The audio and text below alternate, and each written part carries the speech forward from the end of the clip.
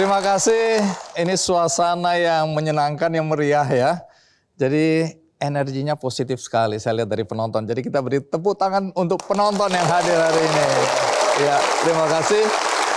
Nah, hari ini menarik karena ada fenomena yang terjadi tahun demi tahun. Dari waktu saya kecil sampai hari ini masih terjadi.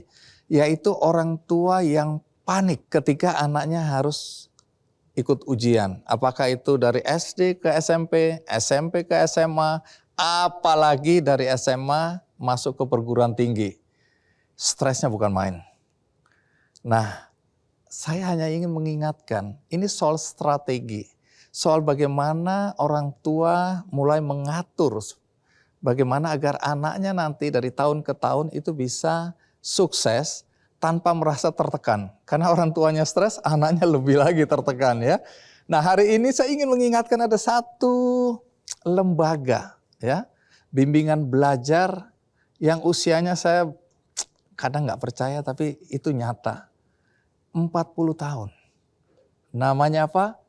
Ganesha Operation.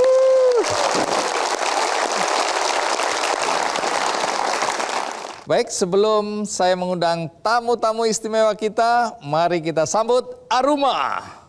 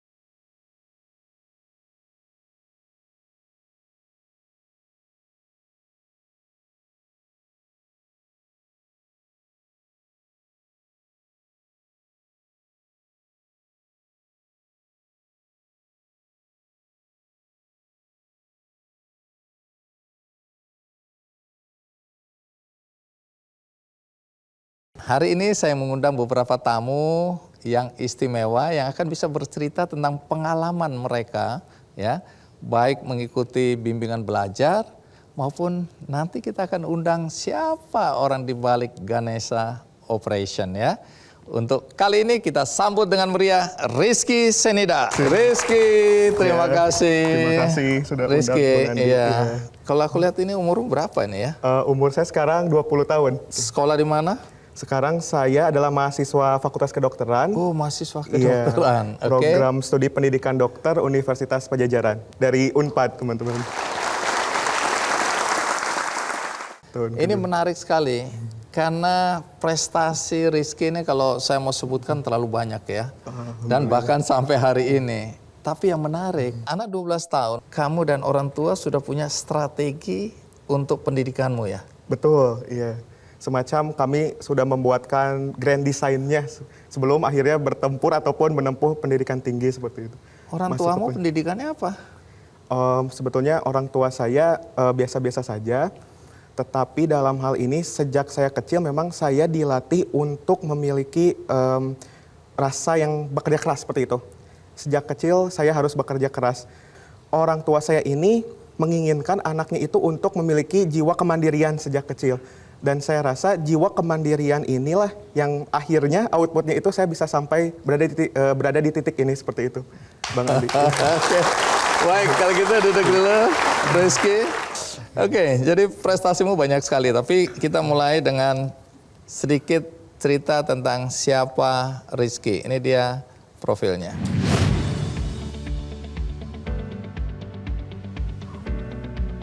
Sejak kecil, Rizky Ramadan Syahid Zenida bercita-cita menjadi dokter. Saat ini Rizky tercatat sebagai mahasiswa tahun kedua Fakultas Kedokteran Universitas Pajajaran. Alasan Rizky ingin menjadi dokter agar dapat memberi manfaat pada masyarakat luas. Sejak SD, Rizky telah mempunyai semangat belajar yang tinggi. Selain belajar di sekolah, ia juga bergabung dengan bimbingan belajar Ganesha Operation. Dengan semangat belajar tinggi, mengantarkan Rizky diterima di SMP dan SMA favorit di Bandung dan mengukir banyak prestasi baik di tingkat lokal, nasional maupun internasional. Di bangku kuliah, Rizky juga menorehkan banyak prestasi baik di tingkat nasional maupun internasional. Di kampus, anak kedua dari 3 bersaudara ini aktif dalam berbagai organisasi mahasiswa, terutama kegiatan yang berkaitan dengan riset dan inovasi kesehatan. Dengan ikut terlibat aktif dalam kegiatan riset dan inovasi kesehatan, Rizky dapat berkontribusi lebih pada masyarakat. Sesuai dengan nilai yang ditanamkan orang tuanya bahwa hidup harus bermanfaat dan mengutamakan rasa empati.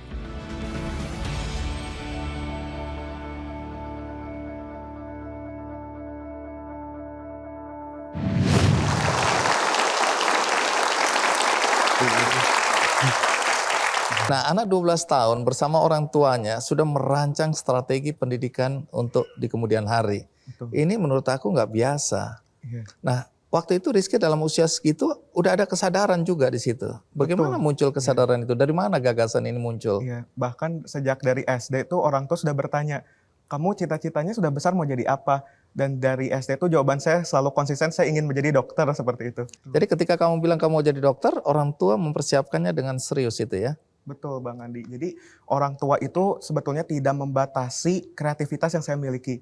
Dan juga tidak membatasi potensi apa yang kemungkinan muncul di depannya. Karena kan terkadang yang namanya cita-cita di tengah-tengah selalu berubah. Iya. Ada yang dari awal dokter, ujung-ujungnya jadi tentara misalkan. Tapi memang karena passion saya di situ, justru orang tua sangat mendukung. Kalau memang kamu bisa di situ, passion kamu di situ, kesukaan kamu di situ, kamu enjoy di situ, ya lanjutkan seperti itu. Artinya sejak kecil kamu sudah punya pola belajar dan dengar-dengar ikut bimbingan belajar. Betul, saya dari kelas 5 SD ikut Dari bimbingan kelas belajar. 5 SD ikut Iya. bimbingan belajar. Iya.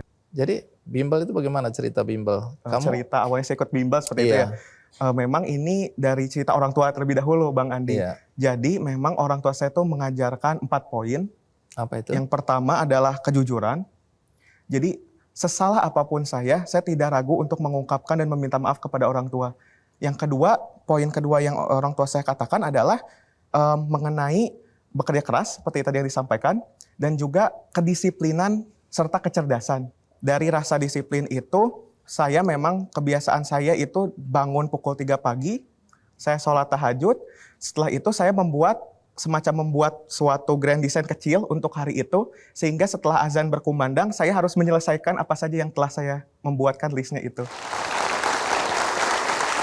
Banyak pendidik atau orang-orang yang bergerak di pendidikan mengkritisi anak-anak yang disuruh belajar melebihi ya kapasitas dia.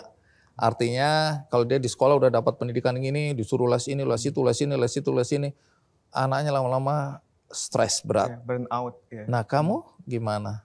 Justru apabila ditanya hal apa yang ingin saya lakukan jika saya memiliki waktu luang, saya senang sekali untuk membaca dan juga menulis. Itu sejak SD seperti itu. Jadi saya mengikuti GO pun itu keinginan saya. Boleh ya? Bukan paksaan orang tua. Betul, tidak ada paksaan. Okay. Boleh nggak ya saya ikut GO gitu. Ketika datang ke GO, bertemu dengan teman-teman lain, di situ environment-nya mulai terbentuk. Saya dapat melihat teman sebangku saya, oh cara belajar dia itu seperti ini ya. Oh cara belajar dia, oh dia tuh pinter loh. Ternyata secara effortless saja dia bisa mengerjakan soal, yang mana saya aja mengerjakan soal ini misalkan 10 menit. Dia bisa 2 menit. Oh caranya begitu ya. Jadi ada interaksi, saling bertukar ya. Betul. Yang kedua, melihat juga dari guru-guru yang ada di sana. Saya yakin mentor-mentor saya yang ada di GO itu orang-orang yang kaliber di bidangnya.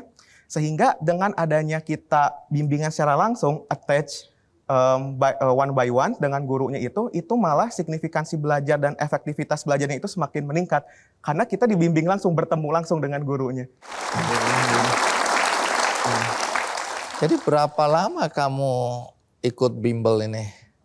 Kurang lebih 8 tahun mungkin ya. 8 tahun? Iya, konsisten saya di GO terus. Baik, nanti kita akan lanjutkan. Menarik sekali ngobrol dengan Rizky. Kita rest jenak, ikuti terus Ki Candy. Dalam sejarah 66 tahun Fakultas Kedokteran baru kali ini ya terjadi ya.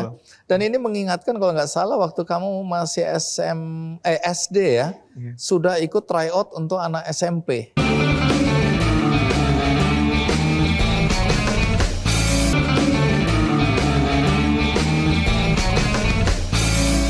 Didukung oleh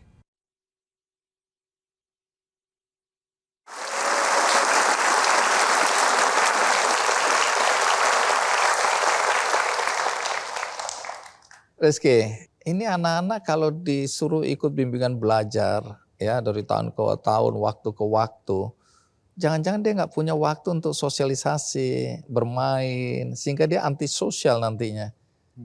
Bagaimana dengan pendapat itu? Pendapat itu kalau menurut saya pribadi sih, mungkin bagi sebagian orang betul. Tapi bagi saya sendiri, saya masih memiliki waktu bersama keluarga. Karena saya itu sudah menjadwalkan, oh misalkan GO, Senin, Kamis. Selasanya nih kosong. Selasa misalkan saya gunakan untuk istirahat di rumah. Rabunya saya gunakan untuk mengikuti eskul misalkan. Jumatnya ini saya biasanya masih bersosialisasi bersama teman-teman seperti itu. Kita misalkan main, saya juga dulu masih nongkrong.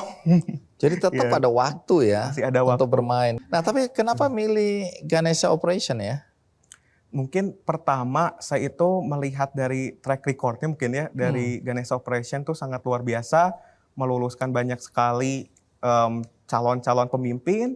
Banyak juga meluluskan akademisi yang memang luar biasa. Yang memang expert di bidangnya masing-masing. Kemudian juga ketika dan ya terlebih lagi ketika SMA gitu kan. Kalau SMA tuh sudah banyak juga nih tawaran-tawaran dari bimbingan belajar lain. Tapi di GO ini saya rasa saya itu sangat didukung sekali, saya sangat dibimbing sekali. Bahkan saya mendapatkan bimbingan itu ketika COVID saja, saya langsung nge-call, saya minta TST itu tambahan. Itu langsung dikasih waktunya.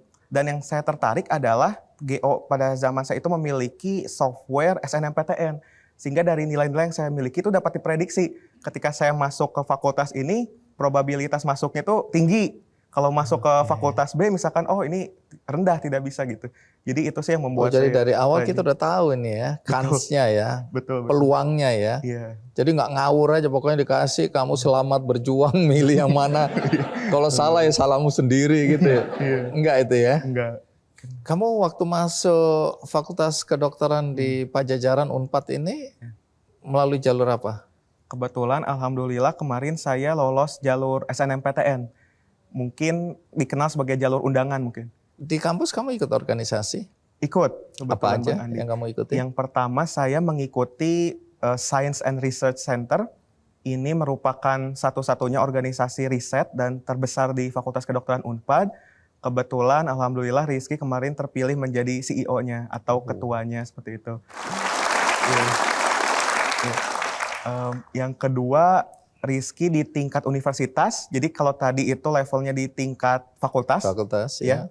Yang di tingkat universitas itu Rizky mengikuti organisasi Phoenix. Apa itu? Phoenix itu Pajajaran High Level Organization in New Age Research. Kebetulan Rizky yang mendirikan organisasi tersebut baru berusia 3 bulan.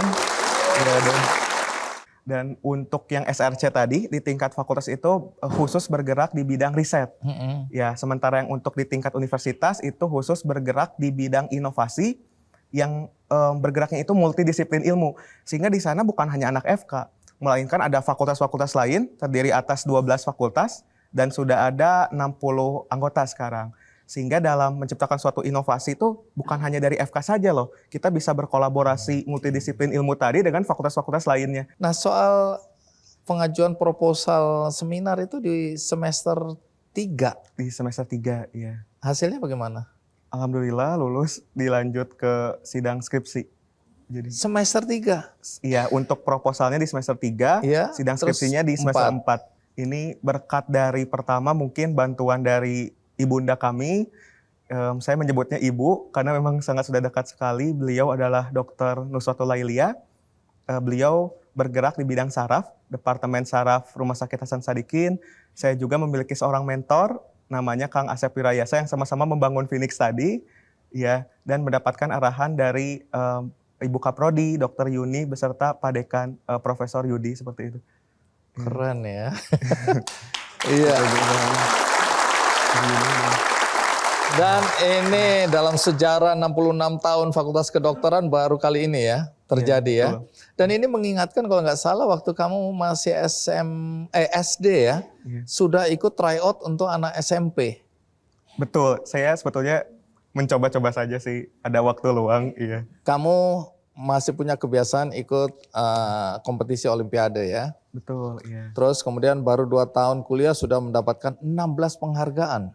Betul. Nasional dan internasional. Iya, alhamdulillah. Kalau penasaran silakan googling sendiri ya. Terlalu panjang kalau aku sebutkan. Terus kemudian tadi ya bersama tim mahasiswa mendapat medali emas dan penghargaan terbaik kategori kesehatan di Indonesia Investor Day. Betul. 2023 lalu ya, Iya. yang diselenggarakan oleh Wintex ya, World Invention of Technology Expo. Betul. Kemudian Mei lalu mendapat penghargaan dari Menteri Kesehatan Malaysia di kompetisi inovasi. Kementerian Kesehatan Malaysia, iya. Wow. Terus inovasi bekerjasama dengan Rumah Sakit Hasan Sadikin untuk bidang kesehatan syaraf, jantung, epilepsi, kesehatan anak dan lain-lain. Iya, betul. Banyak kali nih. Terus kamu juga ke desa-desa ya? Iya, ada program pemberdayaan masyarakatnya sebetulnya. Oke, Iya. aktif juga. Aktif. Terus dapat medali emas di ajang Internasional Indonesia Interstudent Day tahun lalu. Betul, iya. Aku ingin pendapatmu di akhir pertemuan kita ini, Rizky. Aku kan lihat sekarang tadi anak-anak muda, anak-anak sekolah, sekarang kan sering pegang gadget. Selalu diperdebatkan manfaat yang baik dan yang buruk kan. Yang baik bilang loh, biarkan anak-anak mengenal teknologi, biarkan mereka biasa mengakses ilmu pengetahuan melalui teknologi dan seterusnya. Yang ini bilang, wah teknologi menyesatkan karena akhirnya anak-anak kejeblos untuk ya konten-konten yang negatif. Kalau menurutmu sendiri bagaimana ini? Pak, pandangan saya pribadi sejujurnya dengan adanya perkembangan teknologi ya Bang Andi ya. Sebetulnya kalau saya lihat pribadi justru hal ini apabila kita manfaatkan sebaik mungkin, itu akan memberikan tadi kebermanfaatan dan juga dampak yang begitu luar biasa. Katakanlah sekarang kalau misalkan di sistem kesehatan banyak sekali pasien ataupun orang yang meninggal bukan karena tidak diobati meninggalnya itu, tetapi karena akses menuju sistem kesehatannya itu sulit.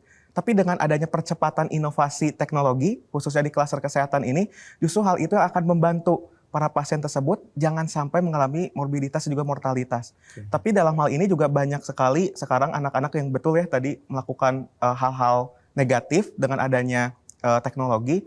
Sebetulnya di sini peran orang tua beserta peran guru dan juga peran anaknya itu sendiri yang memang harus berintegrasi sama-sama sehingga tidak bisa melakukan ataupun menggunakan teknologi itu hanya kita saja sebagai anak. Anak itu tidak boleh dilepas sendiri. Dalam proses belajar saja anak harus didampingi oleh gurunya apabila ingin belajarnya itu efektif dan efisien. Mengapa tidak hal tersebut ditetapkan juga kepada teknologi seperti itu? Dan yang paling penting adalah jangan ragu untuk berinvestasi di bidang pendidikan gitu. Sekarang tadi juga misalkan anak diberikan HP, HP-nya ini untuk apa tujuannya? Harus ada informed consent terhadap anaknya tersebut. Anak mau main HP, oke, main HP. Tapi di situ dilihat juga apakah kegunaan HP-nya itu screen time-nya lebih banyak digunakan untuk hal-hal negatif, untuk bermain saja, atau justru anak ini diberikan HP malah dia menggunakan HP-nya itu hal-hal positif. Oke, terima kasih. Terima kasih. Kita berikan aplaus untuk Rizky. Ya. Berikutnya saya akan memperkenalkan Kevin. Kevin, terima kasih sudah hadir. Terima kasih banyak. Baik, Kevin, apa betul kamu tamat SMA usia 16 tahun? Betul, ya. Oke. Apa betul kamu sarjana dalam usia berapa tahun? 20 tahun.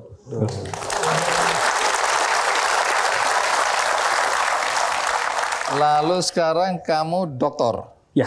S3-nya umur berapa? Saya selesai S3 umur 26, Bang Andi. 26 tahun.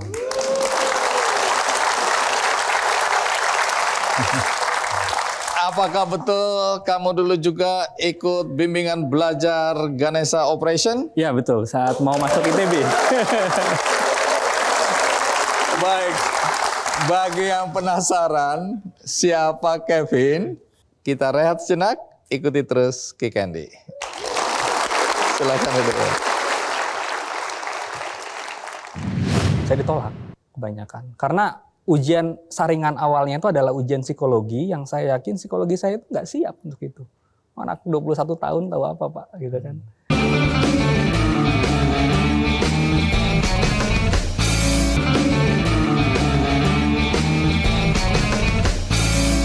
Didukung oleh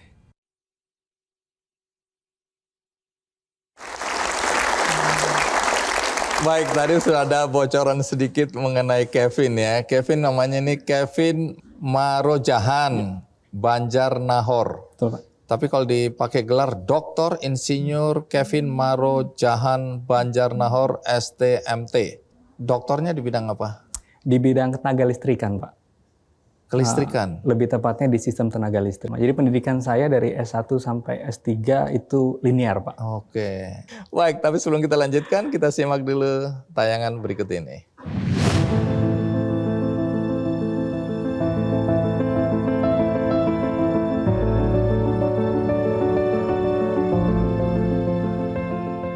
Kuliah di Institut Teknologi Bandung adalah impian Kevin Marojahan Banjarnahor setelah lulus SMA. Impian itu terwujud dan bukan hanya kuliah di ITB. Kini Kevin menjadi dosen di kampus yang diimpikannya itu. Ia menjadi dosen tetap ITB sejak tahun 2019. Kevin lahir pada 7 Maret 1993 dari pasangan Robinson Banjarnahor dan Riri Sitompul. Sejak SD, Kevin selalu memperoleh prestasi 3 besar di kelas. Saat bersekolah di SMP dan SMA, ia mengambil program akselerasi sehingga total SMP dan SMA diselesaikan dalam waktu 4 tahun. Pada tahun terakhir SMA, Kevin bergabung di Bimbel Ganesha Operation untuk memperbesar kesempatannya diterima di perguruan tinggi yang diimpikannya. Kevin diterima di Sekolah Teknik Elektro dan Informatika ITB lewat jalur seleksi nasional perguruan tinggi negeri.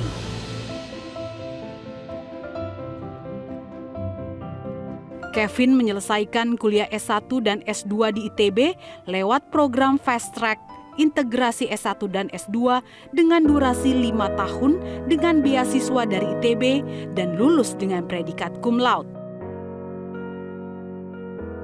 Kevin melanjutkan studi S3 di Universitas Grenoble, Prancis dengan beasiswa dari LPDP dan lulus pada tahun 2019 di usia 26 tahun.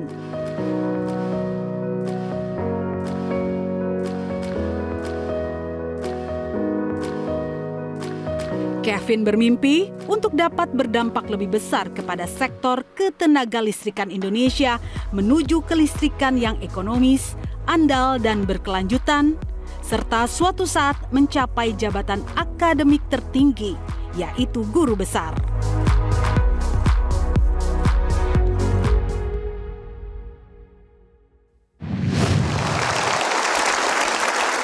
Kenapa waktu itu punya mimpi untuk masuk ITB? Saya dari keluarga Batak yang mana di orang Batak itu melihat tulang, nanti jadi tulang itu saudara laki-laki dari ibu, itu sesuatu. Kebetulan tulang saya itu ada yang lulusan ITB dan teknik elektro. Nah, selalu diagung-agungkan di keluarga. Jadi suatu saat saya berpikir, kayaknya keren juga kayak tulang saya ini. Waktu saya SMA, ternyata saya lihat jalur masuk ITB itu hanya ujian.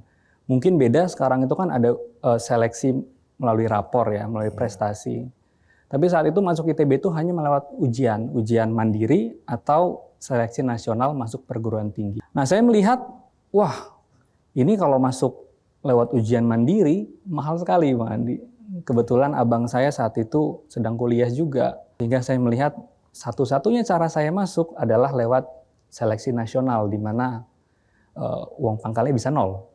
Dan saya yakin namanya ujian secara nasional itu aspeknya 2. Yang pertama kesiapan materi, maksudnya materi ujian ya. Yang kedua mental. Nah, persiapan materi ujian itu bisa saja kita belajar sendiri di rumah, tapi mental ini nggak bisa. Mental ini harus dilatih, Bang Andi. Nah, saya melihat, saya minta sama orang tua saya, oke Papa Mama, kalau berat untuk ujian mandiri, kasih saya bimbel aja. Saya pasti bisa masuk ITB. Saya bilang. Minta permintaan bimbel dipenuhi? Dipenuhi, akhirnya dipenuhi permintaan bimbel. Ya sudah, saya ikut bimbel. Yang paling saya teringat dari bimbel di GO itu adalah yang pertama, saya bisa di sana dari jam 8 pagi sampai 8 malam. 12 jam di sana ngapain? Nah, macam-macam Bang. Mulai dari ikut kelas berkali-kali, jadi bisa saya kan dulu lemah di biologi. Jadi saya ikut biologi jam 8, gurunya ada di sini Pak Doni. Mana Pak? Mana coba Pak Doni? Pak Doni mana? Oh ini, lah gurunya masih muda. Masih. Wah ini ungkapan terima kasih luar biasa, kita berikan aplaus untuk Pak Doni. Jadi jam 8 Pak Doni ngajar, saya ikut. Nanti sore ada sesi yang sama, ngajar yang sama, saya ikut lagi Pak. Saking saya lemahnya di biologi, saya sadar ya saya ikut. Terus akhirnya? Akhirnya setelah ikut bimbingan belajar tentu ada tryout. Biasanya tiap minggu itu ada tryout. Di tryout itu lagi-lagi 2 aspek tadi, aspek materi dan mental itu betul-betul diasah. Dan saya hanya jebol tryout ke STI ITB itu 1 kali. Di antara sekian banyak tryout. Yang lainnya ya kadang-kadang jebol pilihan kedua, kadang-kadang tidak lulus. Jebol itu maksudnya lulus? Masuk. Ya. Masuk. Lulus ke pilihan itu saya kira jebol. Maaf. Ya sudah, tapi setelah berdiskusi dengan tim dari GO disampaikan bahwa oke, nggak apa-apa, pilihan pertama pilihlah yang Anda impikan. Tapi saya nekat juga saat itu. Karena orang tua saya itu sudah ingin saya masuk ke salah satu perguruan tinggi swasta lain, Bang. Oh, jadi didorong udahlah nggak usah ITB, yang lain juga bisa gitu ya? Itu aja, karena kebetulan saya dapat beasiswa di sana. Jadi kan nggak keluar duit kan, Bang. Oke. Masuk situ aja. Ya udah, saya mission impossible aja Bang. Pilihan pertama saya pilih STI, Sekolah Teknik Elektroinformatika. Pilihan kedua saya pilih Fakultas Pertambangan dan Perminyakan di ITB. Itu juga rankingnya tinggi di ITB. Ah udahlah, mission impossible aja saya pikir kan. Ya udah, nothing tulus saja kan Bang. Sampai nunggu. Akhirnya mau pengumuman, katanya pengumumannya misalnya jam 12 malam. Ternyata jam 6 sore itu udah buka nih pengumuman. Saya takut bilang orang tua saya kan, Udah saya di kamar, akhirnya saya cek di websitenya ITB, dan saya dinyatakan lulus ke pilihan pertama, Sekolah Teknik Elektroinformatika. Saya teriak. Kemudian bapak saya datang, Bang, ngelihat monitor. Terus dia bilang, wah, nggak nyangka papa kamu bisa masuk ITB. Jadi orang tua saya meremehkan saya juga, Bang. Happy lah akhirnya ya. Oke, jadi masuk. Terus kemudian tadi S2 Ya, lanjut itu ya. S2 lanjut karena kebetulan ya ini ya, impian saya itu hanya lulus ITB. Tiba-tiba ada tawaran, oh ITB sekarang buka program yang namanya fast track, sehingga dalam 5 tahun kita bisa langsung S1 plus S2. Tahun keempat kita sudah mengambil beberapa kuliah S2. Ya sudah, karena kebetulan eligible dan ada beasiswanya, ya saya ambil. Kalau S3? Nah S3 ini ceritanya lain lagi. Jadi setelah saya S2 balik lagi ke permasalahan awal. Karena saya lulus saya nggak tahu mau ngapain. Singkat cerita dari sana saya coba daftar kerja. Karena di rumah kan malu, Bang. Jadi semua opportunity yang ada saya coba. Ujian untuk masuk ke perusahaan-perusahaan minyak, karena anak ITB itu hobinya masuk perusahaan minyak, Bang. Saya ditolak kebanyakan. Karena ujian saringan awalnya itu adalah ujian psikologi, yang saya yakin psikologi saya itu nggak siap untuk itu. Anak 21 tahun tahu apa, Pak, gitu kan. Nggak siap. Oke, ada apa lagi? Ternyata adalah beasiswa LPDP. Beranikan daftar. Dapat LPDP. Saya dapat LPDP. Saya orang yang kayaknya kok nggak enak ya di luar negeri terus. Pengennya pulang. Setelah saya pikir-pikir, kalau S3 pulang ngapain? Ya paling promising kayak jadi dosen, kan Bang. Dosen yang paling enak di mana? Kayaknya di ITB. Akhirnya saya balik ke ITB. Sampai hari ini. Dari perjalanan itu lalu apa manfaat yang dirasakan dengan ikut bimbingan belajar tadi? Nah, di bimbingan belajar apa sih yang saya pelajari di luar dua tadi, Bang ya? Materi, kemudian mentalitas, yang ketiga sabar. Sabar. Sabar. Maksudnya? Proses itu menurut saya bukan hanya sesuatu yang ya kita lihat dan kemudian nikmati ujungnya, tapi prosesnya itu sendiri adalah sesuatu yang harus kita nikmati. Itu juga adalah sesuatu yang ternyata penting. Jadi banyak orang yang pengennya itu ya bahagianya nanti waktu udah kaya gitu, Bang. Tapi prosesnya nggak dinikmati sama dia. Ini pesan buat teman-teman, adik-adik kita mungkin yang selama ini cara belajarnya salah, terus kemudian ada pilihan bimbingan belajar, Ya. Apa yang Anda sarankan? Yang saya sarankan tentu untuk adik-adik yang sedang menggapai ya, atau dalam proses menggapai mimpinya tadi, jangan hanya memikirkan titik akhir baru kemudian kita bisa senang, bahagia, tapi nikmatilah prosesnya. Dengan begitu hidup kita itu nggak bersungut-sungut, Bang. Nggak, wah kalau nggak dapet sedih gitu. Tapi kita bisa menikmati proses, kemudian saat hasil itu bisa kita gapai gitu ya, kita raih, itu akan memberikan sensasi yang berbeda. Baik Kevin. Nah setelah ini kita akan bertemu siapa orang di balik Ganesha Operation. Ikuti terus Ki Candy. Waktu saya bilang ke orang tua, dibilang, aduh nanti kalau kamu ke sana nggak ada uang gimana? Udahlah, yang penting saya bisa berangkat. Urusan nanti kita lihat nanti, saya bilang gitu.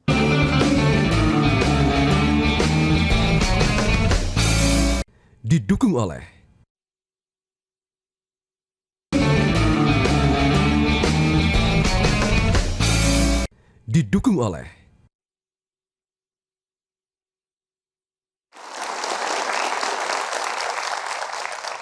Jujur saya ketika mendapat informasi bahwa ada bimbingan belajar yang sampai hari ini bisa bertahan dan berkembang, rasanya nggak percaya. Karena ini era teknologi yang berkembang dan akses untuk mendapatkan ilmu pengetahuan begitu mudah. Tetapi bagaimana sebuah bimbingan belajar bisa bertahan sekian lama dan kemudian sampai hari ini memberikan kontribusi yang luar biasa bagi masuknya anak-anak muda ke perguruan tinggi. Nah, di belakang Ganesha Operation inilah saya ingin memperkenalkan Anda kepada sosok yang keren banget. Siapa dia? Profesor Dr. Insinyur Bob Foster.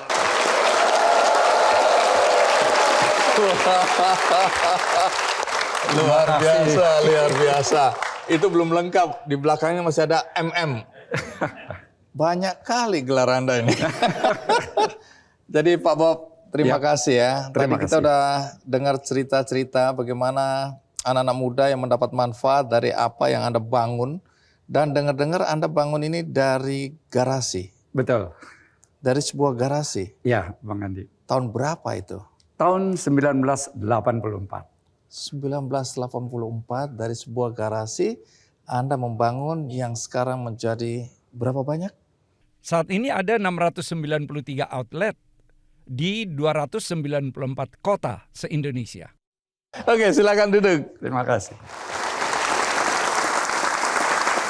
Pak Bob, Anda ini disebut-sebut sebagai legenda hidup, the living legend. Dalam konteks bimbingan belajar ya. Karena tadi Anda sebutkan bahwa ini hampir di semua kota ini Anda ada atau ada GO ini. Dan berapa banyak kalau Anda bisa menyebut angka, anak-anak yang berhasil masuk perguruan tinggi setelah mendapat bimbingan belajar di GO? Kalau 1 tahun terakhir aja itu sudah 47.000 yang lulus. Jadi tahun sebelumnya 45, sebelumnya sekitar 44, 43, 40-an ribu. Mungkin kalau lama sebelum-sebelumnya 30-an ribu setiap tahun. Jadi ya kalau kita kalikan memang sudah sangat banyak. Saya kan dengar bahwa Anda dulu bekerja sudah nyaman di PLN. Betul. Dalam posisi yang bagus. Ya. Dengan gaji yang pasti bagus. Tapi kemudian Anda minta berhenti. Ya, Hanya untuk mau membesarkan Ganesha Operation ini. betul. Di mana akal Anda saat itu? Kalau saya nggak berani saya. Oke, kita mulai dari garasi itu. Apa yang terjadi hari itu? Saya waktu itu kos di Bandung, masih kerja di PLN, lalu mau bikin bimbel. Karena memang dari waktu kuliah juga saya ngajar bimbel, kemudian saya juga asisten dosen, saya memang senang untuk ngajar. Lalu saya pikir ya udah aja bikin bimbel, tapi kan nggak ada modal yang cukup karena masih baru kerja di PLN. Ya sudahlah, bikin aja garasi ini jadi sekretariat. Bikinlah garasi itu jadi sekretariat dan ada petugas pendaftaran, tapi saya juga bisa ikut sebagai petugas pendaftaran juga. Dan untuk belajar tentu ada lokasi belajar di ya tempat lain yang kita sewa seperti itu. Ini di Bang. Bandung berarti ya? Di Bandung, betul. Baik. Sebelum kita lanjutkan, ada baiknya kita simak dulu tayangan berikut ini.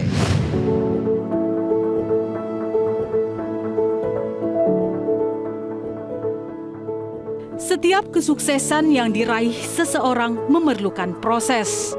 Begitu juga yang diraih Bob Foster hari ini adalah hasil dari tekad, semangat, dan kerja keras serta dukungan dari keluarga. Bob adalah pendiri dari pemilik bimbingan belajar Ganesha Operation serta pendiri Universitas Informatika dan Bisnis Indonesia Bandung. Meski lahir dari keluarga sederhana, Bob mempunyai mimpi yang besar di bidang pendidikan. Saat duduk di SMP, Bob bercita-cita kuliah di Institut Teknologi Bandung ITB dan cita-citanya terwujud. Bob lulus dari jurusan Teknik Elektro ITB pada tahun 1982 dan kemudian bekerja di perusahaan listrik negara PLN. Kecintaannya pada dunia pendidikan yang mendorong Bob mendirikan Ganesha Operation pada tahun 1984. Dengan Ganesha Operation, Bob ingin membantu para siswa masuk ke perguruan tinggi dan sekolah favorit yang diidamkan. Seiring berjalannya waktu, konsistensi kualitas dan kontrol secara terpusat mengantarkan Ganesha Operation mendapatkan 2 rekor muri, yakni bimbingan belajar terbesar yang dikelola secara terpusat dan bimbel terbaik yang berhasil meluluskan siswa ke PTN dan perguruan tinggi kedinasan terbanyak se-Indonesia, yakni sebanyak 45.000 lebih kelulusan di tahun 2022. Sementara saat mendirikan Universitas Informatika dan Bisnis Indonesia Bandung pada tahun 2007, Bob ingin memberikan alternatif pendidikan tinggi dengan biaya yang terjangkau serta kualitas pendidikan yang baik. Pada bulan Oktober 2022, Bob Foster dikukuhkan sebagai guru besar di bidang ilmu manajemen.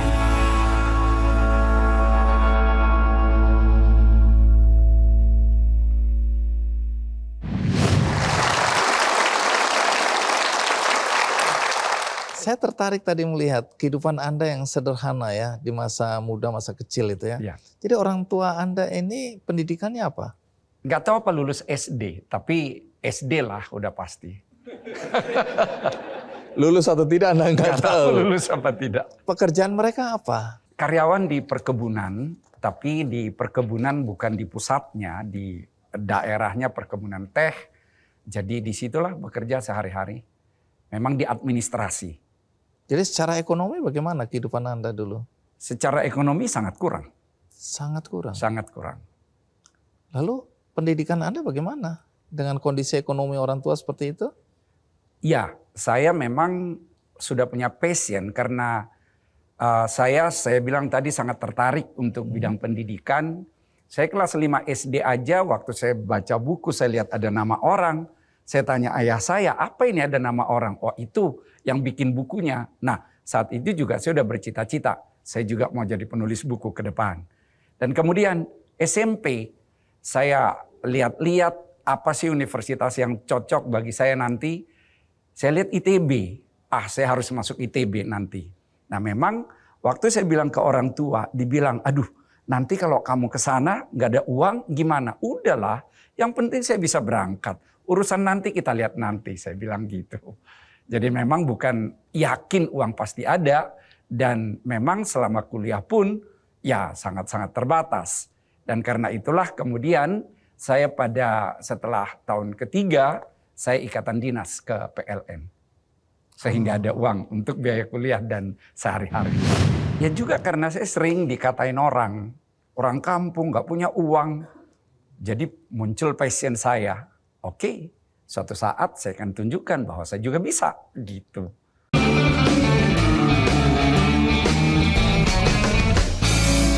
Didukung oleh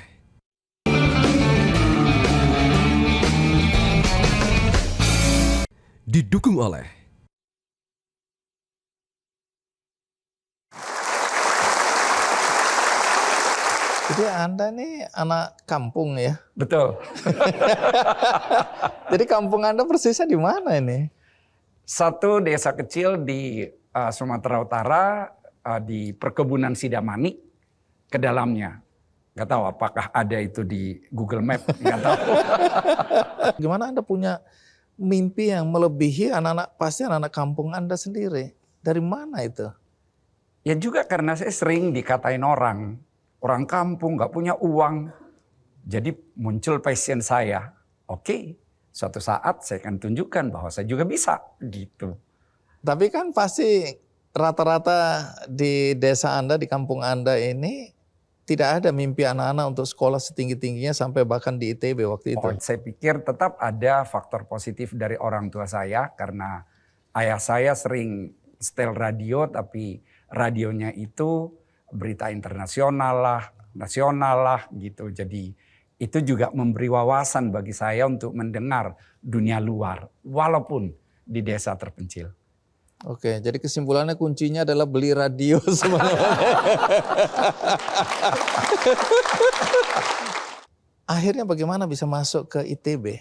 Ini sambil saya membayangkan anak kampung ini ya. Iya. Sejak SMP sudah pengen masuk ITB, lalu SMA saya cari buku walaupun sangat terbatas yang ada soal tes masuk ITB. Lalu saya cari, dapatlah mungkin 1-2 buku saja. Itu saya pelajari, saya ulang. Itulah persiapan saya untuk tes masuk ITB. Anda kuliah ambil apa akhirnya? Saya kuliah ngambil elektro. Elektro juga? Iya. Oke. Terus lulus tahun? Lulus tahun 82. Langsung 1982. langsung bekerja atau Langsung bekerja di PLN karena saya ikatan dinas. berapa lama Anda di PLN? Saya kerja di PLN 12 tahun. Bimbel ini dari mana idenya ya? Saya memang ada faktor, ya mungkin karena saya seperti tadi dari desa, lalu saya masuk ITB. Kemudian kalau saya lihat pada saat itu belum seperti sekarang banget, ada sinkronisasi dari apa yang diajarkan di SMA dan keluar di perguruan tinggi. Misalnya tes masuk perguruan tinggi, kalau dulu terpisah banget. PTN bikin soal tesnya sendiri. SMA ngurus kurikulumnya sendiri. Lalu saya lihat, wow, sebetulnya orang gagal masuk perguruan tinggi yang terbaik pun, sangat baik pun, belum tentu karena dia tidak punya potensi. Tapi mungkin karena dia tidak mendapat pelajaran yang sesuai dan lengkap. Dalam satu kota aja, satu SMA itu ya satu dengan lain bisa beda kualitas. Apalagi kota besar dengan kota kecil. Lalu saya pikir, saya juga pengen bantu mereka dong. Jangan mereka gagal bukan karena tidak mampu, tapi hanya gara-gara mungkin sekolahnya kurang memberikan yang lengkap. Saya bikin gitu, itu latar belakangnya. Anda kan tadi bekerja di PLN 12 tahun. Ya. Pasti itu udah bagus lah ya, jabatan, posisi.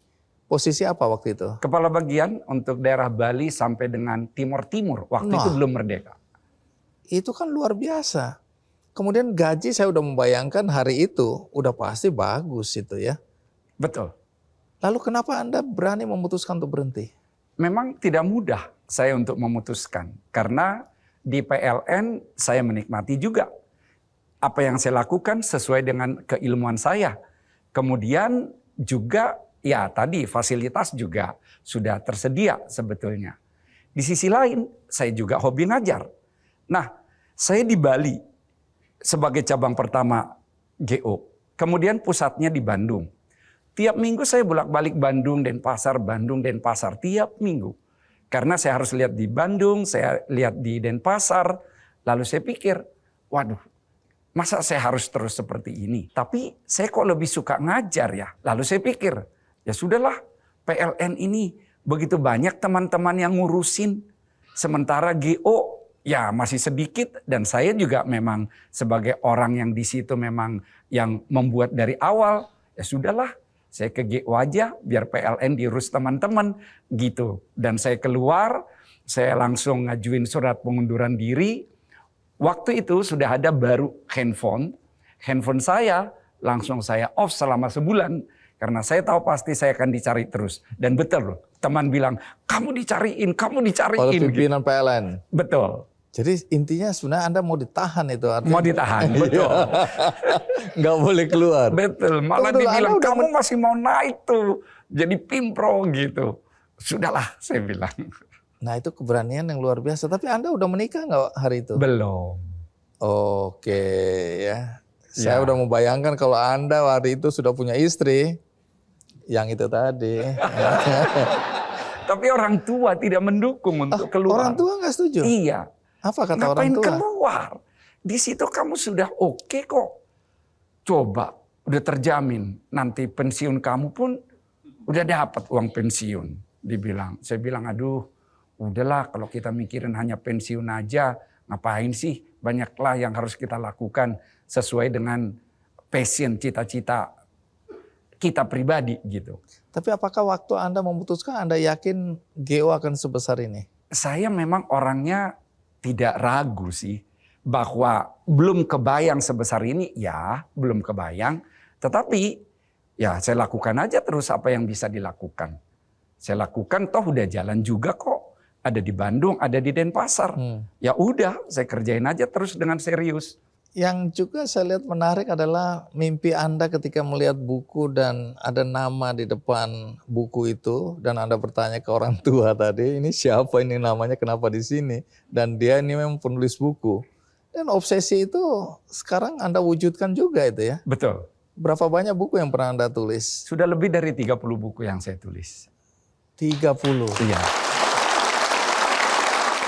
30 buku-buku apa aja terutama? Yang terutama 2 buku tentang fisika, mulai dari SMP, SMA, dan juga untuk perguruan tinggi manajemen. Nanti kita akan lanjutkan, tapi sebelum itu ada di sini Profesor Nasrul Watoni. Ini juga menarik ini, alumni GO, apa betul itu? Ya, betul. Umur berapa sekarang? Sekarang umur 42. Tadi apa saya salah nyebut profesor tadi itu ya? Kebetulan memang menjadi profesor termuda di Universitas Pajajaran. Profesor termuda. Waktu itu profesor di umur 39. Profesor 39. Ini bidangnya apa? Bidangnya teknologi farmasi dan farmasetika. Anda dulu kuliahnya di mana? Kalau kuliah S1 di Farmasi Unpad, kemudian terus lanjut profesi apoteker di Unpad juga, dan lanjut S2 ke ITB. Karena ini juga ada historical juga nih. Dan terakhir S3 di Jepang, di Kumamoto University. Oke, menarik. Sedikit cerita ketika Anda bimbingan belajar di GO itu bagaimana ceritanya? Kapan itu? Waktu saya SMA kelas 3. Jadi waktu itu memang sebelumnya kakak saya almarhum, beliau duluan ke GO dan diterima di Fakultas Kedokteran di Universitas Pajajaran. Lewat GO itu saya menemukan atau saya diarahkan bahwa kamu cocok di bidang farmasi gitu. Karena sebelumnya kakak saya diarahkan ke kedokteran.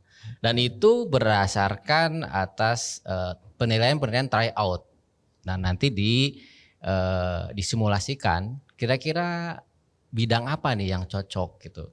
Kebetulan waktu itu saya pribadi juga ada mentornya tuh di GO tuh. Di sini mungkin ada Pak Wawan sini. Kalau dibilang di Tasik Mana nih. Pak Wawan? Pak Wawan.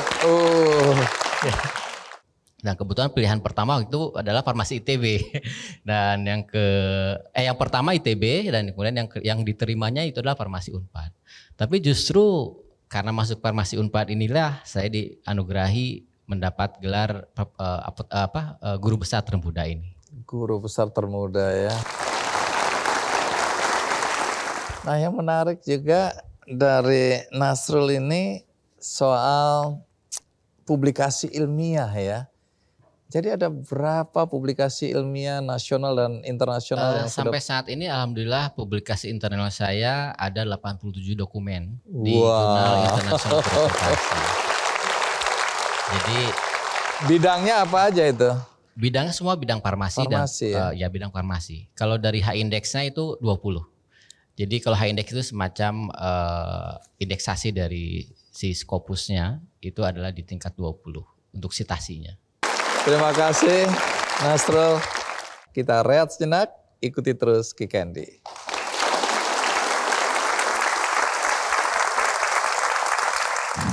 Kita ini bukan ngejar argo ya, saya bilang. Kita ngajar harus ada hati loh untuk ngajar.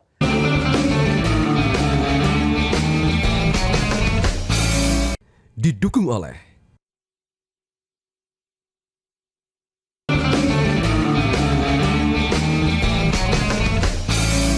Didukung oleh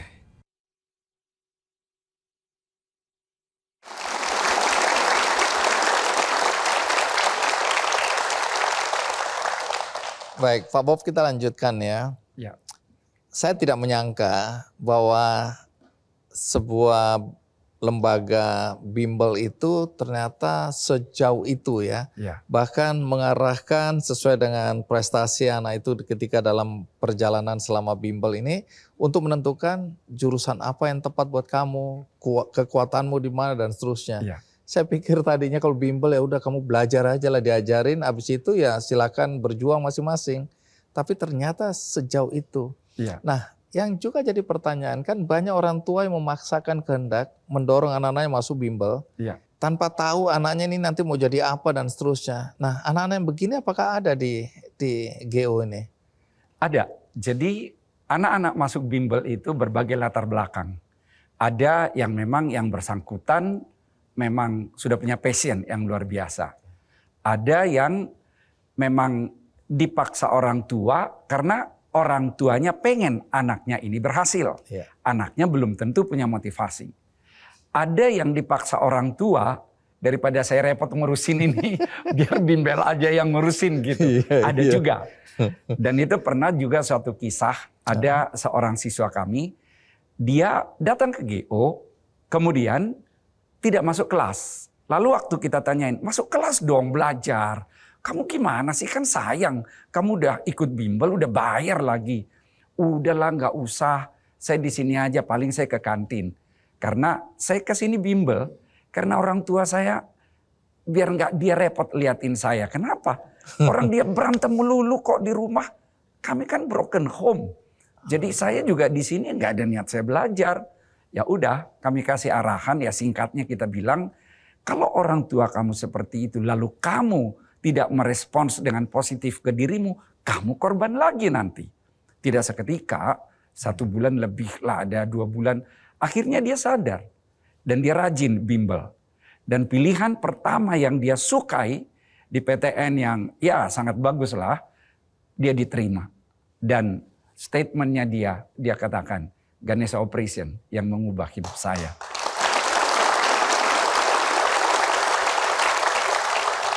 Jadi ada sisi kemanusiaan di situ ya. Ada. Oke. Itu yang membuat saya juga bilang ke teman-teman yang ngajar, kita ini bukan ngejar argo ya, saya bilang. Kita ngajar harus ada hati loh untuk ngajar. Karena memang itulah latar belakangnya saya bikin bimbel sih. Karena pengen membantu orang yang ya barangkali tidak dapat fasilitas, tidak dapat ilmu yang cukup, punya potensi, tapi kok gagal. Udahlah, kita bantu dengan bimbel. Jadi ada unsur itu, bukan berapa rupiah aku dapat nih. Nggak terlalu terpikir lah, walaupun tetap harus ada analisis efisiensi. Tapi bukan itu motivasi utama sejak awal.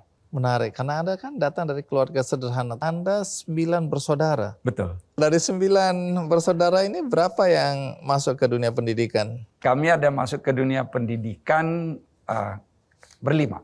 Berlima. Ya 5, oh ya ada juga di 6, ada 6 ya, di dunia pendidikan. Oke, jadi ini keluarga yang memang panggilannya untuk jadi pendidik ini ya. Iya betul. Ada saudara Anda di sini yang Ada. hadir juga? Ada. Siapa?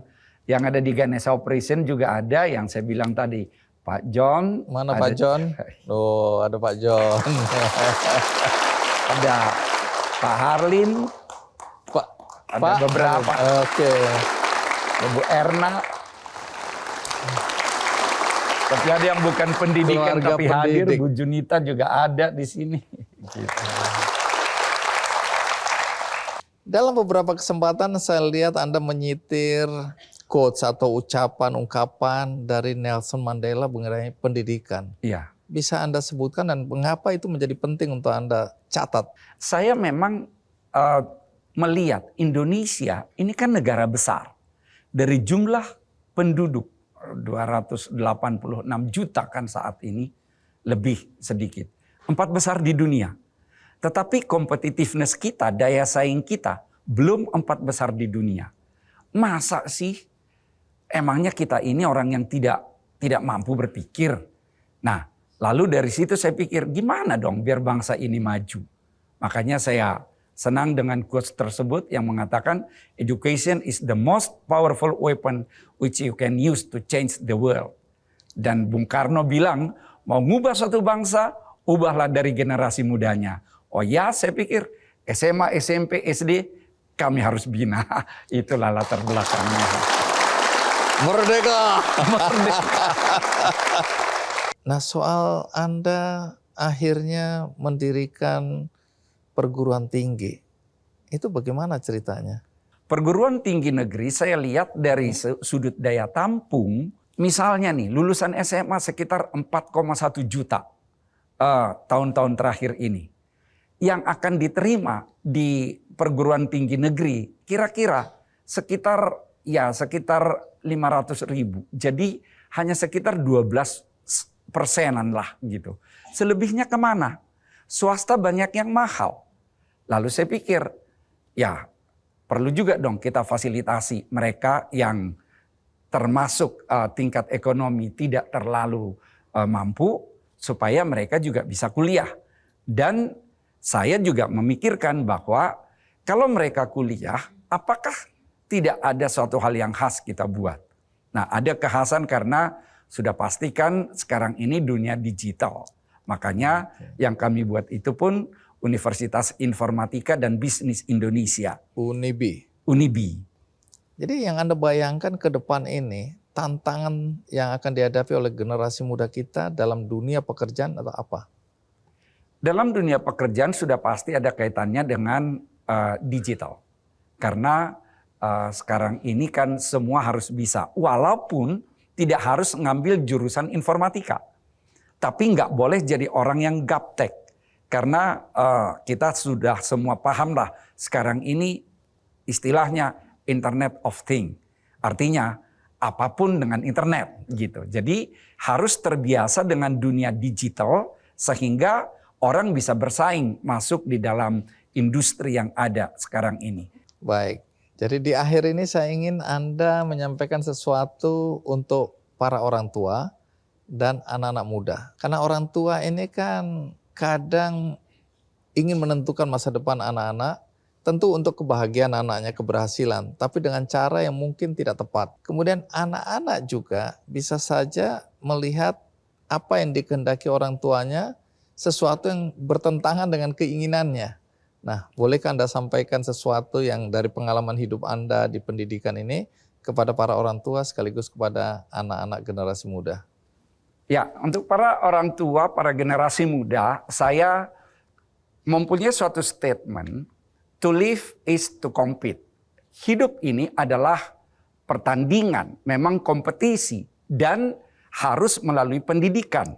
Karena mau mengubah dunia, ubahlah melalui pendidikan. Jadi kalau saya lihat dari sana, harus dimotivasi supaya mau berprestasi.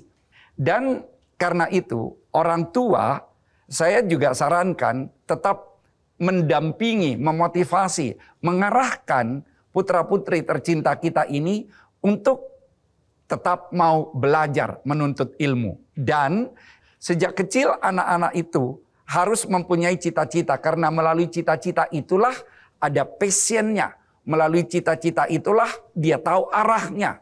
Melalui cita-cita itulah dia tahu prioritasnya. Supaya dia tidak hanya ngerjain game dalam arti gadget, main-main. Tetapi dia tahu apa yang harus dia lakukan secara produktif. Terima kasih untuk apa yang disampaikan oleh Anda dan teman-teman tadi ya. Baik, tapi sebelum kita bubaran, saya hanya ingin mengingatkan siapa yang di kursinya ada pita berwarna biru akan mendapatkan voucher diskon dari bimbingan belajar Ganesha Operation. Iya. Baik, yang pita biru ini nanti bisa ditukarkan. Iya, tepuk tangan. Yang angkat tangan. Coba yang udah angkat tangannya. Baik, nanti bisa ditukar di depan dan dijelaskan apa fungsi voucher ini ya. Itu tadi cerita tentang Ganesha Operation ya. Kita nggak melihat bahwa ini semata-mata sebagai lembaga bimbingan belajar, tapi ada pesan yang kuat di situ dan ada cerita yang menginspirasi kita bagaimana kita menjalani pendidikan kita mulai dari dasar tadi sampai kemudian di perguruan tinggi. Karena ini tidak saja menyangkut kecerdasan, tapi moral, etika, dan masa depan bangsa. Jadi itu pesan yang kuat yang disampaikan dari episode kali ini. Dan bagi Anda yang tadi tidak menonton dari awal, Anda bisa menyaksikan tayangan ulangnya di metrotvnews.com. Dan juga bisa Anda saksikan cuplikannya di channel YouTube Geek Andy Show. Dan bagi Anda yang juga peduli pada pendidikan, dan tadi ada cerita mengenai saudara-saudara kita yang mungkin di daerah-daerah yang tidak punya kesempatan untuk mengakses pendidikan yang berkualitas, karena mungkin secara ekonomi mereka tidak punya kemampuan. Caranya mudah, Anda bisa membantu dengan klik benihbaik.com dan di situ ada penggalangan dana untuk pendidikan anak-anak yang kurang mampu. Akhirnya semoga episode kali ini memberikan inspirasi bagi kita semua. Sampai jumpa.